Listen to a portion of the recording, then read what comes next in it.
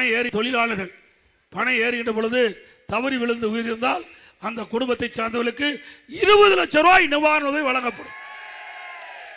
20 லட்சம் ரூபாய் அந்த குடும்பத்துக்கு வழங்கப்படும். அந்த பணம் ஏறும் தொழிலாளர்களுக்கு அந்த உபகரணங்கள் விலையில்லாமல் வழங்கப்படும். அதுபோல அந்த அறிவிப்பு 177, 78, 178, 179 எல்லாம் சொல்லியிருக்கிறோம். அந்த வாரியத்தின் மூலமாக இந்த பண பொருள் உற்பத்தி பண்ணுறாங்க. இந்த பதநீர் இன்னைக்கு காய்ச்சி வெள்ளை எடுக்கிறாங்க, பணங்கள் எடுக்கிறாங்க. அதையெல்லாம் முறைப்படுத்தி அதுக்கு உண்டான விலை கிடைக்க அதிமுக அரசு உரிய நடவடிக்கை எடுக்கப்படும். இங்க நாடார் சமுதாயம் அதிகமாக இருப்பதாக வரும்போது சொன்னாங்க, எனக்கு முன்மொழிஞ்சது நாடார் சமுதாயத்தை சேர்ந்த நல்லது. நான் இப்போ வேட்பு மனு தாக்கல் இருக்கும்போது எங்களுடைய முன்னாள் சேர்மன் மாதேஷ் அவர் தான் எனக்கு முன்மொழிஞ்சிருக்கார்.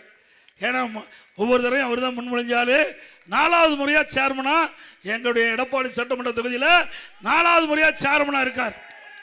அதனால் நாங்கள் சமுதாயத்தை பார்க்குறதில்ல. யார் நல்லவர்கள், யார் நல்லது செஞ்சால் அவர்களுக்கு நாங்கள் எப்போவுமே வாய்ப்பு கொடுத்துக்கிட்டு இருப்போம். நாங்கள் ஜாதிக்கு மதத்துக்கு அப்பாற்பட்ட கட்சி அதிமுக கட்சி. இந்த ஜாதி அந்த ஜாதின்னு பார்க்கறதில்ல. ஒரே ஜாதி மனித ஜாதி, அப்படித்தான் பார்க்குறோம்.